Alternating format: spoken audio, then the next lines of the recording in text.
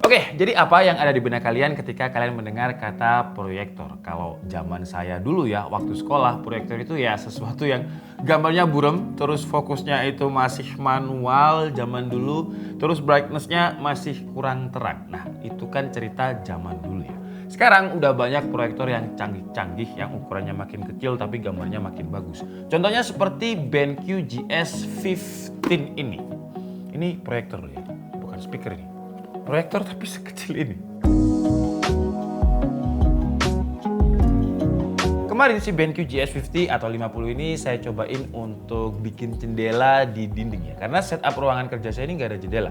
Jadi semuanya peredam biar ketika bikin video suaranya bagus. Cuman ya kayak nggak ada apa-apanya gitu. Akhirnya si BenQ GS50 ini saya coba untuk bikin setup kerja saya lebih menarik sih ya. Karena saya bisa ganti dengan jendela, hujan, dan lain-lain. Cuman sebelum kita masuk ke sana, kita coba bahas dulu untuk desainnya ya. Karena desainnya ini kalau kalian lihat kan ya, kayak bukan proyektor, kayak speaker. Biasanya ya, first impression orang kalau dengar kata proyektor, yang kebayang adalah proyektor yang sekolah, yang bentuknya gede, jelek, dan ribet lah pakainya. Tapi beda sama BenQ ini, dia itu desainnya minimalis, nggak ribet, clean banget, warnanya cocok buat kalian yang suka tema estetik. Dan kalau misalkan bawa BenQ ini kemana-mana kayak nggak malu-maluin gitu. Lah, proyektor kok dibawa kemana-mana. Proyektor kan biasanya digantung di atas gitu ya. Ini proyektor bukan sembarang proyektor. Jadi malah pantun ya.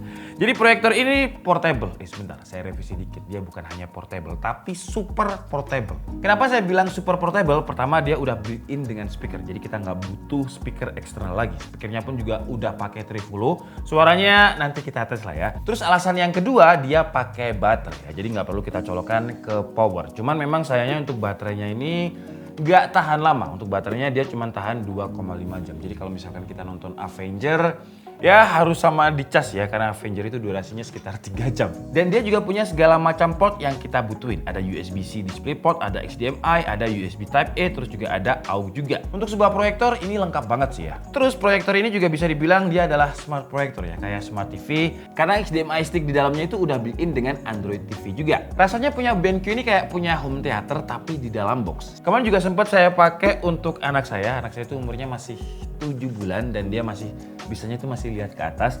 Jadi di kasur itu proyektornya saya adepin ke atas seperti ini, saya tembakin ke plafon dan saya sama anak saya nonton kartun. Dan anak saya sih seneng banget, jadi semoga aja BenQ lupa kalau minjemin barang ini, jadi bisa ditaruh di sini terus lah ya. Jadi tolonglah ya BenQ.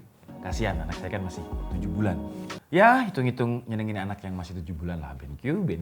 Terus kemarin ketika kontes mobil, si proyektor ini juga saya bawa karena kan di kontes mobil itu ada kategori best display. Nah, saya coba bawa proyektor dan saya tembakkan gambar yang bagus di pintu mobil yang saya ikutin kontes. Jadi ya terlihat bagus, jadi kayak terlihat wah gila ini DKID banget, teknologi banget gitu. Padahal ya pinjam proyektornya BenQ. Dari pengalaman saya pakai BenQ GS50 ini hasilnya lumayan memuaskan sih. Emang sayangnya monitor ini belum 4K kayak proyektor BenQ yang lain, dia masih ada di resolusi Full HD. Tapi Full HD-nya BenQ ini jangan salah ya, kalau misalkan kalian lihat sendiri gambarnya itu jelas banget. Dan kalau ngomongin resolusi saya nggak terlalu komplain karena biasanya kalau misalkan saya nonton proyektor jaraknya juga nggak jauh-jauh amat. Jadi untuk displaynya itu juga nggak gede-gede amat, resolusinya jadi nggak pecah. Nah di bagian portnya ini kan tadi saya bilang kalau dia ada audio jack ya, kalau misalkan kalian butuh speaker eksternal. Cuman kalau di kamar aja menurut saya sih nggak butuh yang namanya speaker eksternal karena speakernya ini udah built-in dengan Trifolo yang suaranya itu stereo dan suaranya sih gila. Untuk sebuah proyektor yang ukurannya segini, dia tuh suaranya kayak full speaker gitu. Jadi suaranya itu bener-bener kayak home theater. Kira-kira seperti ini suaranya.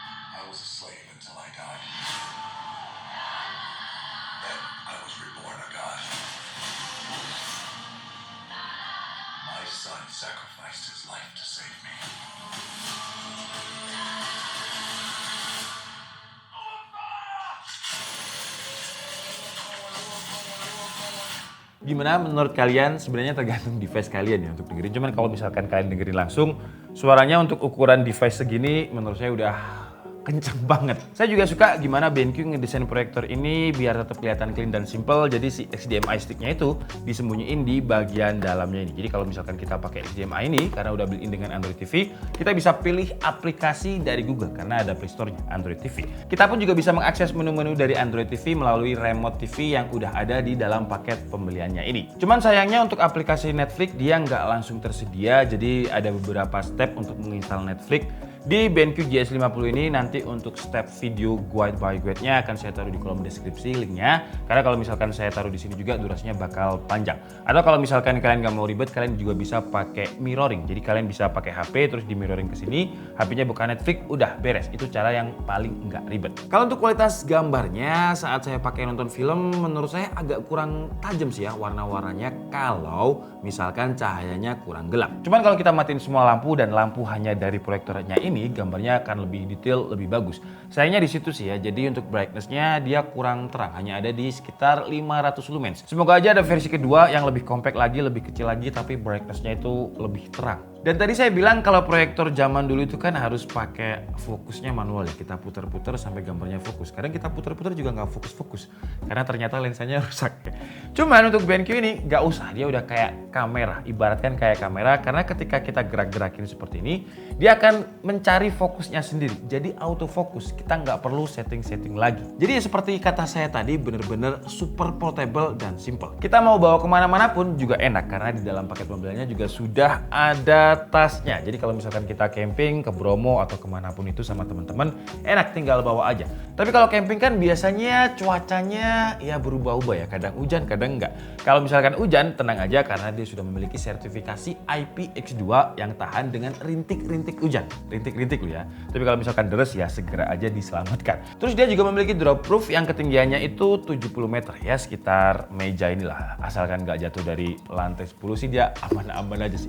Karena di bagian hijau-hijaunya ini feel-nya itu soft. Jadi kayak ada rubbernya untuk drop proof-nya tadi. Oke lah, jadi mungkin cukup segitu aja video review dari BenQ GS50 atau 50 kali ini. Kalau untuk harganya jujur saya belum tahu ya. Karena di marketplace saya cari juga belum ada. Cuman kalau harga globalnya itu sekitar $799 atau kalau kita rupiahin sekitar 11,2 juta. Tapi kalau kita ngomongin harga Indonesia, ya nanti saya update lah, kalian bisa cek juga di kolom deskripsi. Dan menurut saya kalau misalkan harganya memang segini sih ya, ini worth it banget karena dia portnya lengkap, build quality-nya bagus, desainnya juga bagus, punya speaker built-in stereo yang udah dituning sama Trevelo, suaranya wah gila seperti yang kalian dengarkan tadi.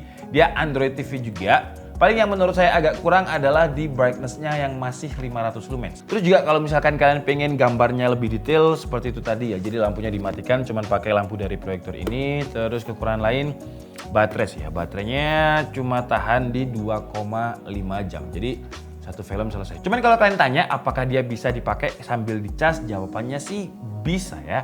Jadi kalau misalkan camping kalian bisa bawa aki atau genset gitu untuk proyektor ini. Oke lah, jadi mungkin cukup segitu aja ya video kita kali ini. Saya minta maaf kalau ada kesalahan dalam penyampaian informasi. Seperti biasa kalian bisa mengkoreksinya di kolom komentar. Saya Dika Budi and see you on the next video.